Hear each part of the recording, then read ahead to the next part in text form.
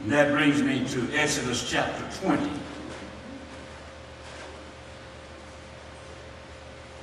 Verse 14. Thou shalt not commit adultery. And that's as far as I'm going. Thou shalt not commit adultery. You know the subject, God's instructions for better living. Part 4. God's instructions for better living. Part 4.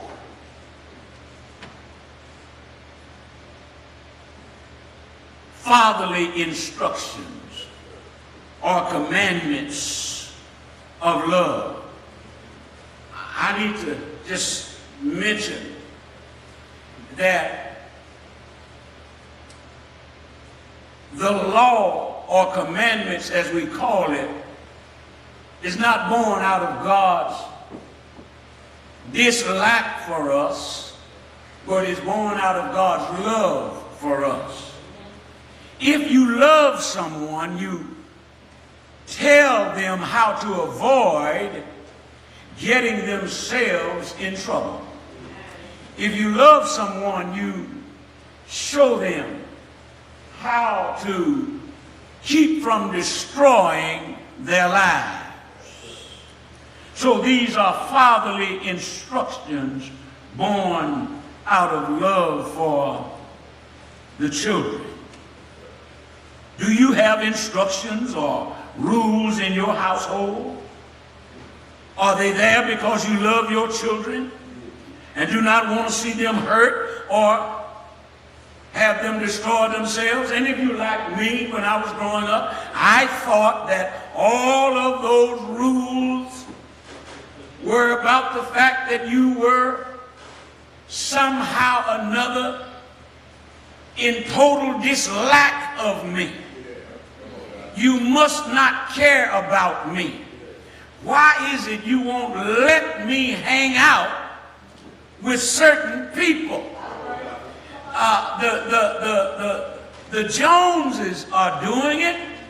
Why you got to tell me that we're not raising Joneses, we're raising Shearses? But I want to be like, who want to be like the Joneses?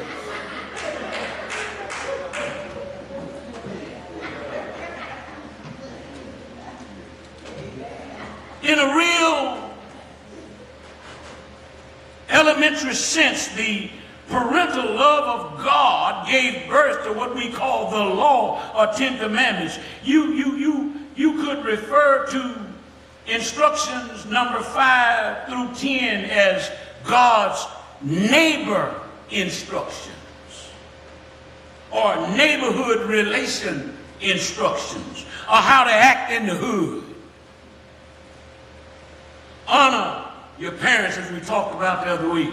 Thou shalt not kill. And now the 7th commandment, thou shalt not commit adultery. So we find ourselves here in this part 4 of this series. So whether it's in the boardroom or in a dark room or in a bedroom, there should be a shared humanity in the community that holds us together by an interpersonal commonality which should not be assaulted by anyone's unchecked evil, sexual disrespect, or the theft of another person's future possibilities because we prey on them in ways that God said, thou shalt not. Thou shalt not kill, we said, is God's intended. It says, I do not want you to think that it's up to you to cut short someone's intended possibility that I have for them. Thou shalt not sexually disrespect God's intended respect for any person's personhood. Thou shalt not commit any type of theft of my possibility of my abundant life. Now let me get on with this, if you will. Thou shalt not commit adultery. Let me get this first point. I'm going to do 2 points and just quit. Point 1. Trying to love two is not what God instructed us to do. Trying to love two. I know you know the song. Trying to love two ain't easy to do. Y'all remember it? Trying to love two is not what God instructed us to do. Adultery in the Hebraic vernacular concerns itself with several things in particular. One, relationships outside of the marriage arrangement between a man and a woman. And relationships outside of the marriage between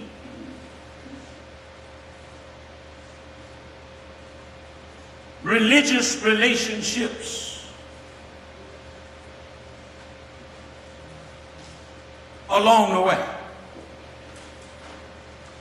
God has religious relationship, if you will, or a relationship between God's self and the Hebrew Israelites, and God is instructing them, don't commit adultery in our relationship.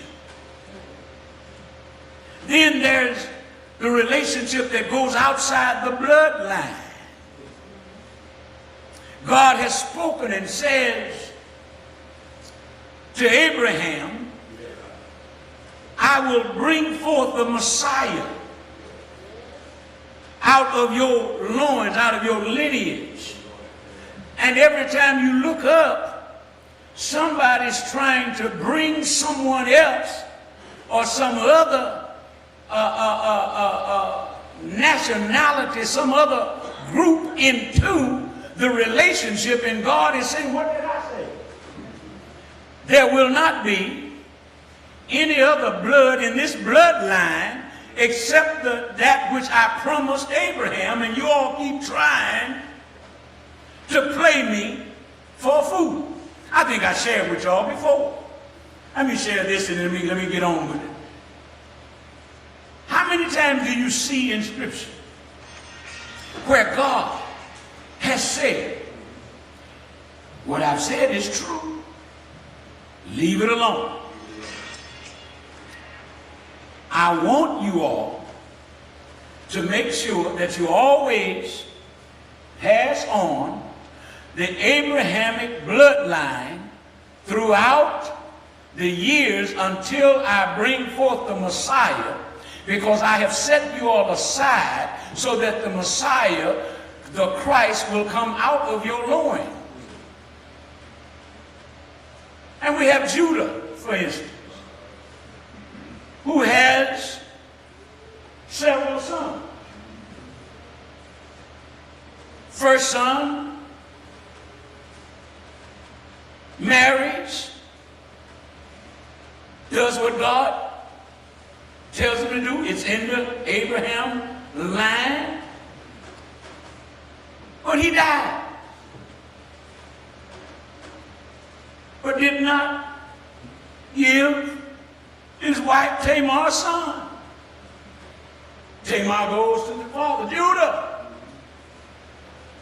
You know, and I'm paraphrasing, you know what God said.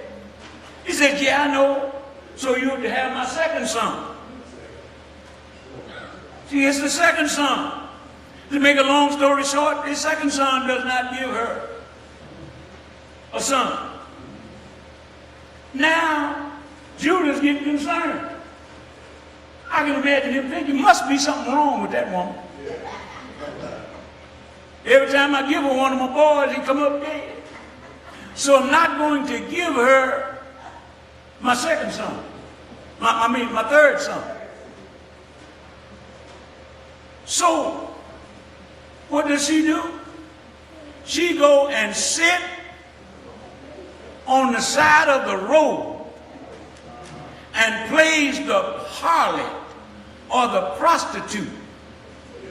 So, well, since he wouldn't give me his son,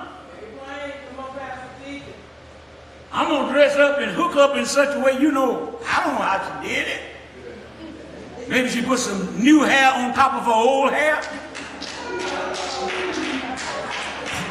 Put some new eyelashes on top of her old eyelashes. Put some new hips on her old hips. Y'all know what I'm talking about. So that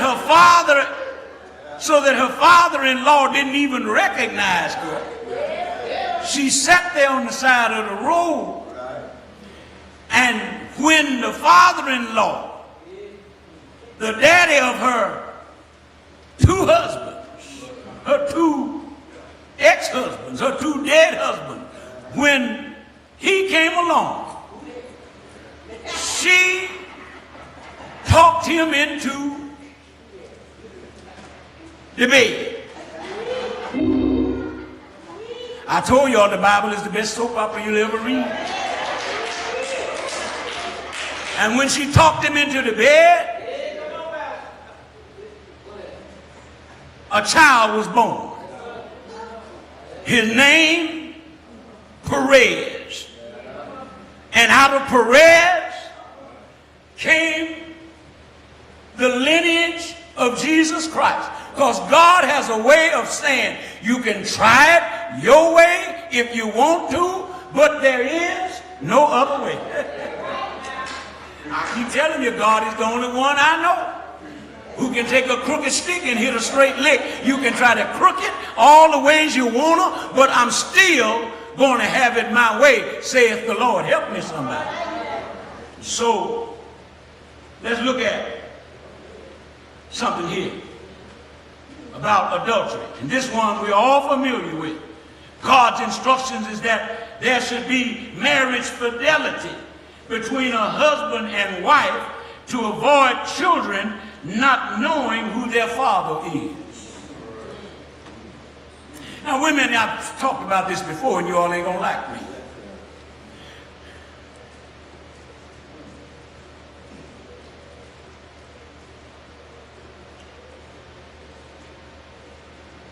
In biblical culture, the adulterous relationship standard for a husband was different from a wife on purpose.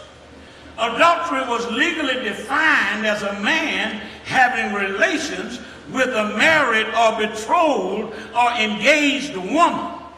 But the marital status of the man was not a consideration. Oops. Oops.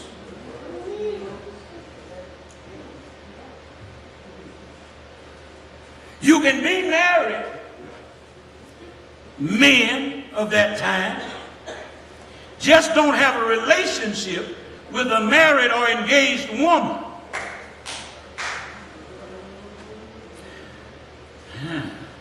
A woman was considered, you see, as belonging to the man. And if she engaged in another relationship, she is the one who had violated her husband's legal rights. Somebody said, you believe in the Bible literally. I take the Bible. Because if she became pregnant, the husband did not have Moripovich to determine that you are or you are not the father. Now you understand why Joseph, who was engaged to Mary but had not slept with Mary, wanted to grant her a divorce when she said to him, I'm pregnant. But hold up. We have not had any relation with each other, Mary. So in order to avoid your embarrassment, whereby you will be accused of committing adultery, I want to cut you loose. I want to give you a divorce because according to Leviticus 20 and 10, Mary would be stoned to death because they wouldn't even look at Joseph.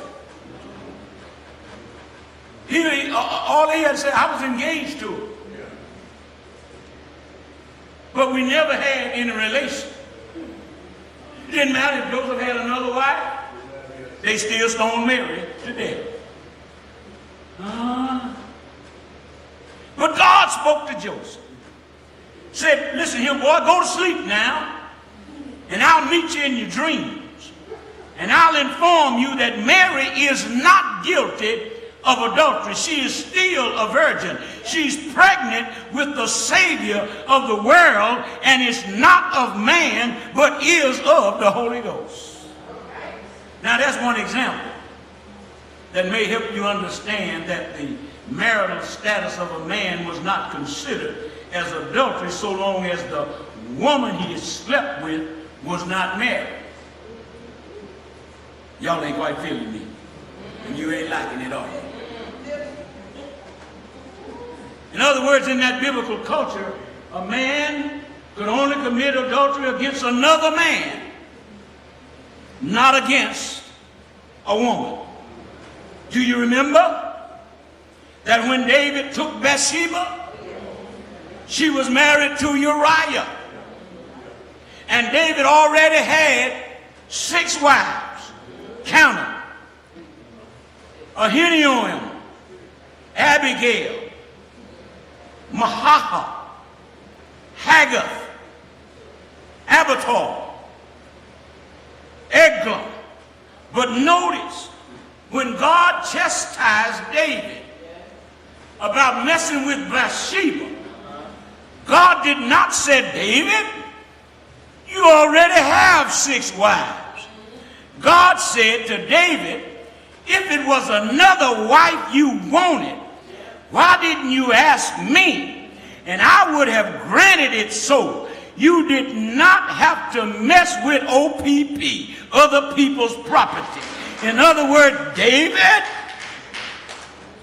you're trying to love 2. And your 6 wives also. Now, women, if you don't like this, show up at Sunday school and the teachers will tell you that God honored the culture of that time and allowed men to have many wives.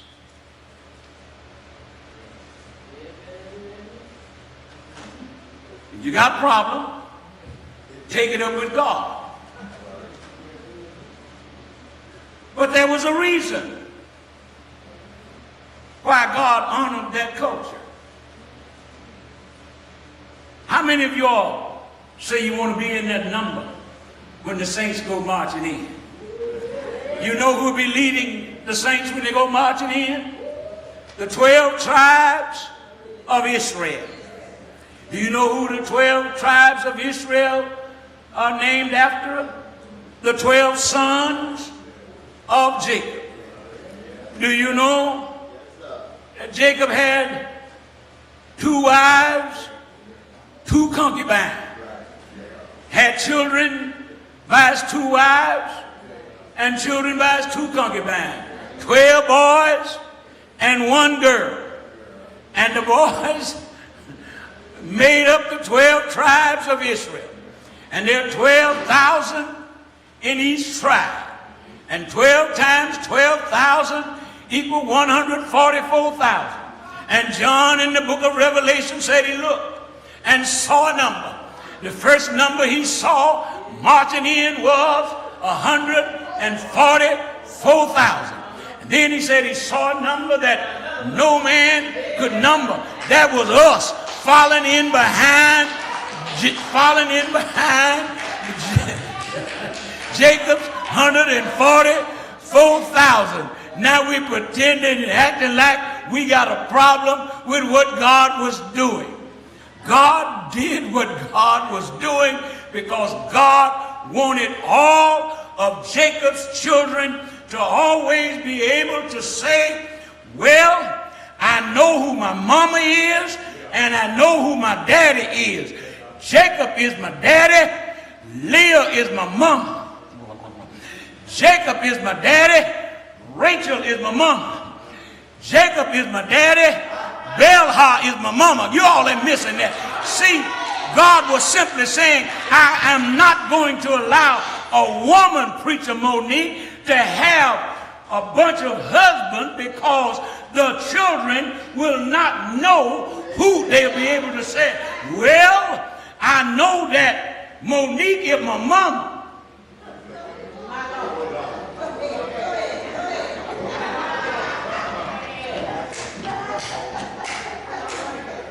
But who my daddy is.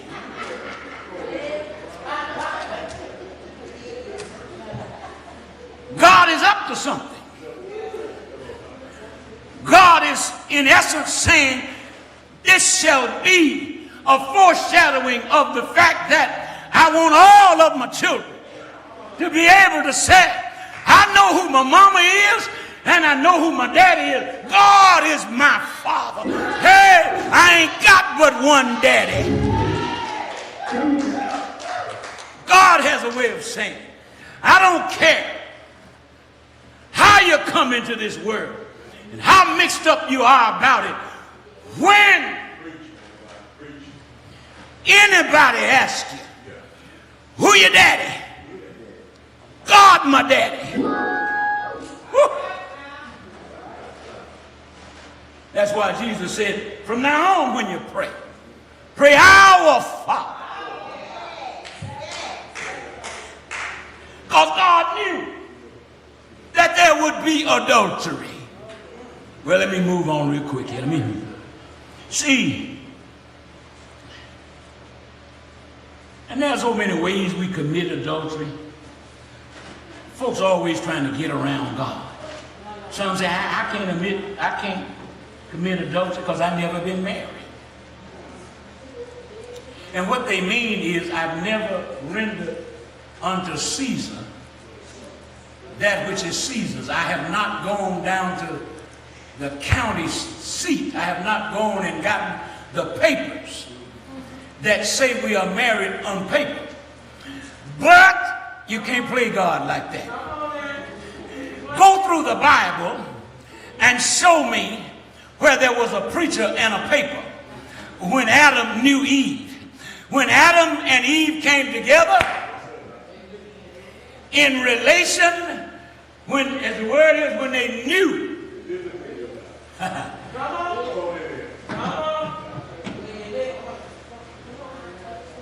We grown in the house. When they had sexual relations, they were married. Follow it down through the Bible. Where was the preacher? When Ruth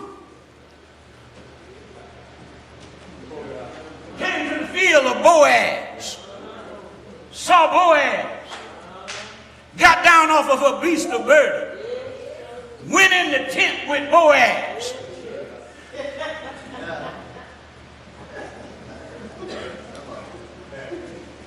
When she came out of the tent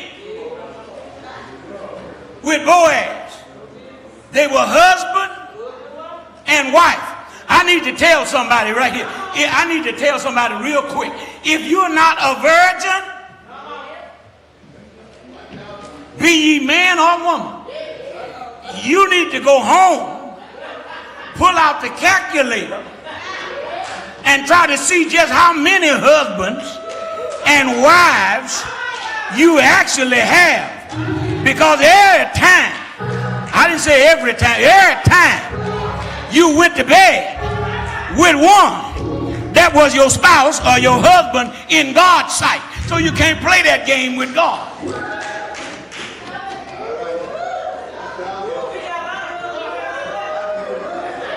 Isn't it amazing how we think we can play God? Little Danny, isn't it amazing how we think we can play God? See, I ain't married yet. That's why I ain't gonna get married. So y'all cannot be accused of committing adultery. God sees you. God sees us. He recognizes us by the back of your head. You catch that on the way home. Others say,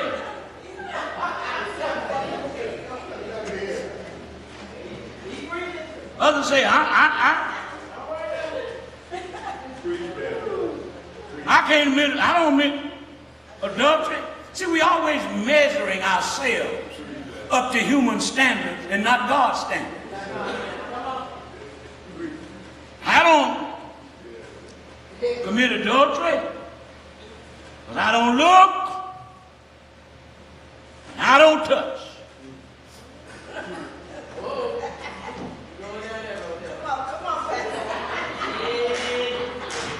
Preacher was preaching a sermon once.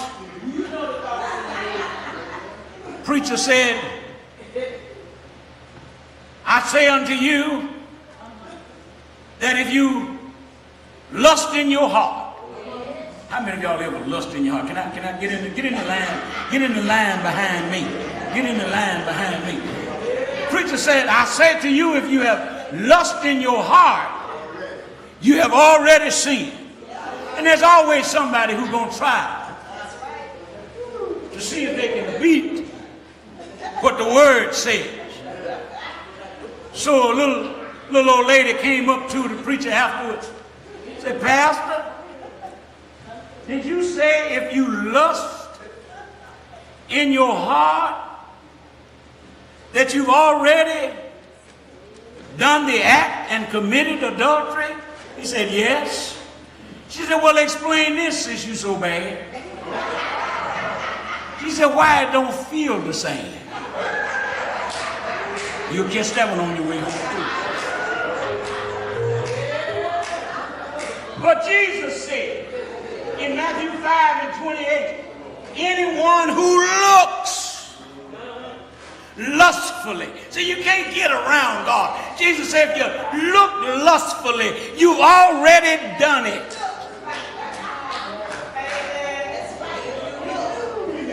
So I can't go down on my knees talking about, well, Lord, I have not committed adultery because I'm not married. God says, yes, you are, because you're not a virgin. And if you say, well, I'm not a virgin, so I haven't committed adultery. God says, but if you look lustfully, because God has a way of saying, all have sinned and come short of my glory. Well, let me try to get on to my second point. Second point is this. Just how many can satisfy a prostitute? I mean, somebody ought to help me with this. I mean, is there anybody been able to come up with a number? Just how many can satisfy a prostitute? See, the second reason God said thou shalt not love two was to forbid outside relationships with other religions or their false gods. And I've told y'all before, and I know all around this country now, there's this tension that's happening in this nation. And I keep saying to us, if you look closely in this nation, you will discover that there are three false gods that drives basically everything. Jeffrey Epstein released the files.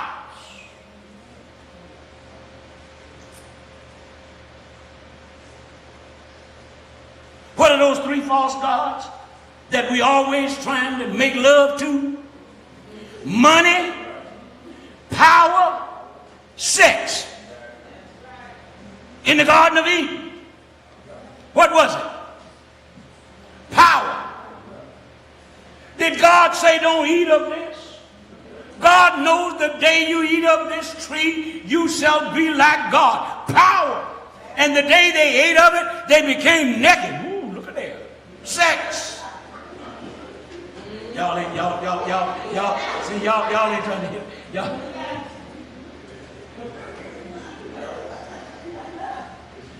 Don't forget those three gods that we love to flirt with and sleep with: money, power, and sex. And then we're going around talking about they violating the Constitution. Look at what they done to Jimmy Kimmel. Look at what they're doing to Stephen Colbert. The government is telling them that they're going to take them off the air, violating the First Amendment. Understand that the Constitution has never been a match in this country for those three gods: money, power, and sex. Yes, the Constitution. They like to say that Dr. Martin Luther King Jr. went to Washington, D.C. to talk about an "I have a dream." No, he did not. He went to Washington, D.C. to challenge this nation about its power.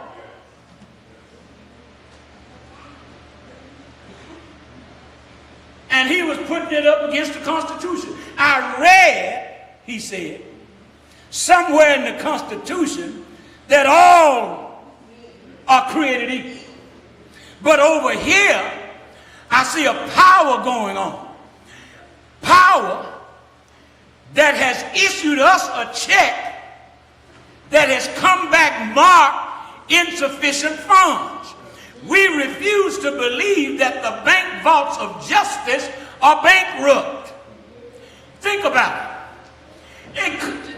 We've been saying as black folks ever since we've been here that the Constitution keeps butting its head up against money, power, sex. Why were we brought here in the first place? Tobacco, cotton, money. Money brought on power.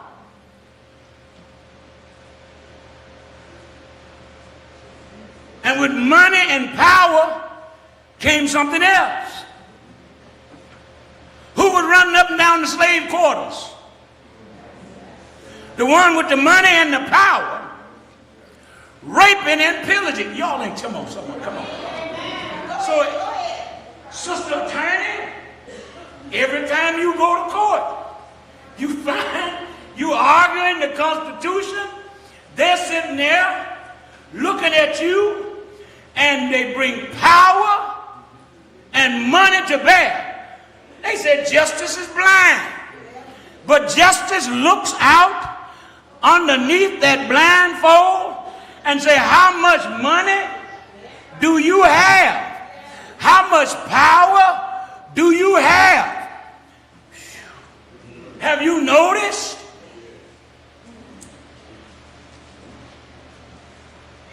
I know a man who was convicted of power and sex. But money and power turned around and elected him to the White House. Y'all, somebody ought to help me pray. Over and over again in the Old Testament, you will hear God warning the Hebrew Israelites about their whoredom and their prostituting themselves at the altar of foreign gods.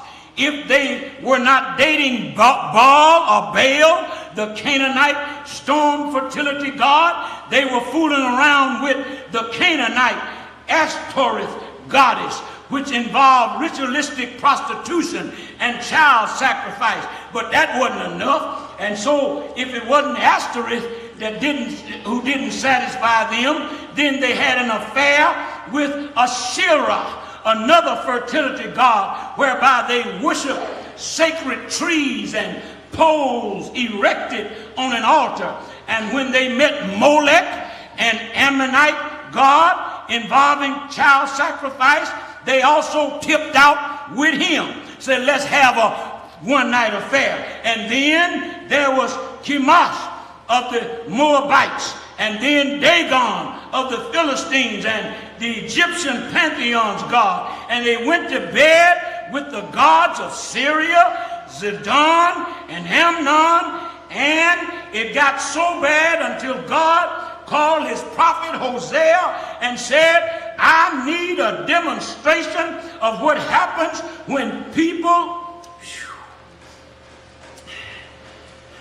go around pretending that they love me, but are prostituting themselves to other gods. So come here, Hosea, my prophet, and go marry a prostitute and embarrass yourself like they have embarrassed me. And Hosea married Gomer, brought her home, treated her like a queen, treated her well, but she loved the street life and would run away. And God said, Hosea, go back and get her again. Why don't y'all look at my God? Every time I look up, here come God, coming after my old whoring self, running after my car, running after my house, running after all of these false gods. And here come God saying, you're a prostitute, but I still love you. Woo.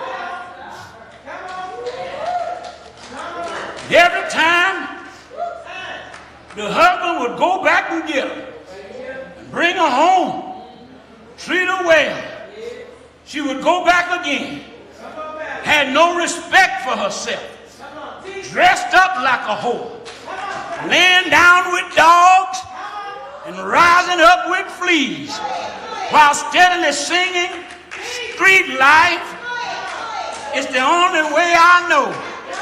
Street life, you can run away from time. Street life for a nickel or for a dime. But the book of Hosea records that when the world was through with Gomer, when the looks were all gone, when what used to stand up was now sagging down, when Father Time had reached across her face and cultivated frowns where beautiful skin used to be, there she was on the auction block, on the junk heap of spiritual prostitution. And her husband Hosea heard that his wife was being sold at the auction. And Hosea hurried up, got himself ready. I can hear the children saying, Daddy, where you going? I'm going to get your mama. But Daddy, mama don't love you no more. I know that, but I still love your mama. I'm going to get your mama. Hosea showed up, said, I got to show the world an example of what God thinks about them. And when the bidding started, the auctioneer said, who will take this worn out, run down prostitute? Do I have someone who will pay for her? And Hosea said, she's mine. I'll take her. I love her and I still want her. And the auctioneer said, going once, going twice, 3 times, sold to the man who paid the price. Can I get a witness? I gotta go now. Even though we commit adultery against God, God,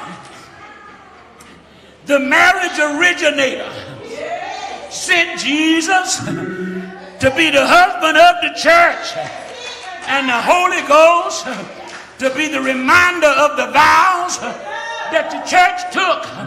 And God keeps on looking beyond our faults and seeing our needs. God keeps on seeing the best in us when the world sees the best, sees the worst in us. And Jesus so loves his prostitutes until he stretched out his arms. Can I get a witness? When nobody else would do it, I see Jesus saying, I love them. Father, forgive them, for they know not what they do. They prostitute themselves. But, for this I came to die. That's why the songwriter wrote, I love the Lord. He heard my cry, heard my prostituting cry, pitied my every groan, knew when I had gotten all beat up, knew when I had gotten all messed up, and Jesus paid it all to him I do owe. Sin had left a crimson stain, but he washed it bright like snow. Yes, he did. Yes, he did. Yes, he did. When nothing else could help, love lifted me. Love brought me out of the streets. Love brought me safely back home. Love set me up in his house. Love, love, love. Can't nobody love me like Jesus. Can't nobody do me like the Lord. Ain't my God all right?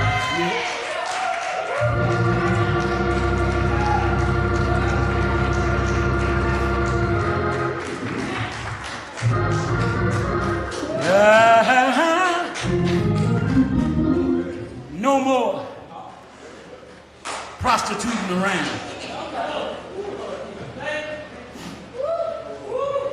No more committing adultery. Going after any and everything that comes along. What's your recommendation, preacher? We better stay with God. 'Twas God's grace that brought us thus far. And grace gonna lead us on. Can I get a witness? Y'all don't hear me? Yes, I'm concerned, but I'm not worried about who's in the White House, because George Washington had slaves, enslaved people as the first president. And this fool that's up there now got a crazy notion that if I can get rid of a whole bunch of government employees who are mostly black folks, can I get a witness? And if I deport as many Mexicans, Haitians, and others, then I will be able to get black folks back down in the cotton fields, back to the plantation, back to when America was great in my eyesight. But I got news for you, man.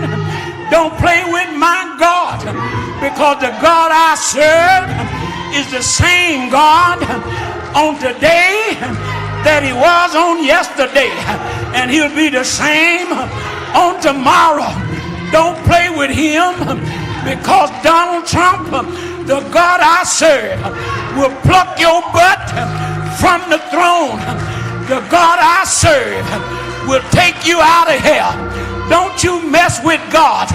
Instead, you ought to give your life over to Christ. Do it right now while the blood run warm in your vein. I don't hate you, Donald Trump. I'd love to see you saved. You stupid fool. In your heart, You say you know something about God, but you don't know a thing about God. If you did, you wouldn't do what you do. You wouldn't say what you say. You wouldn't act like you act. And my white brothers and sisters, those of you who think that it's okay to talk about black folks, to talk about our heroes and our heroines, and think we ought to celebrate it, you got another thing coming, because I know somebody who sits high and looks low. I know somebody who told me, fret not thyself over evildoers, neither be thou envious over the workers of iniquity, for they shall soon be cut down, be cut down, be cut down, be cut down.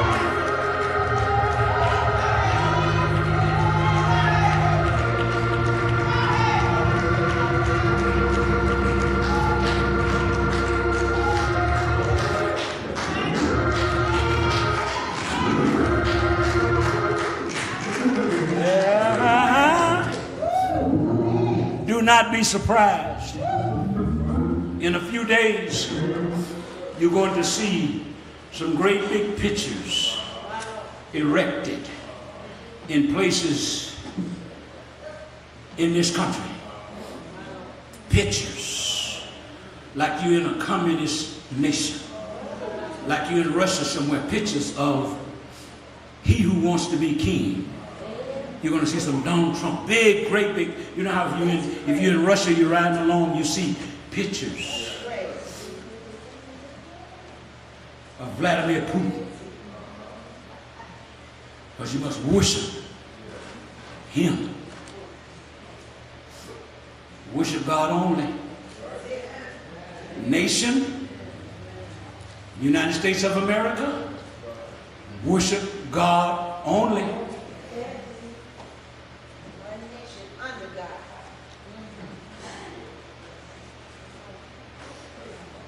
The door of the church is open.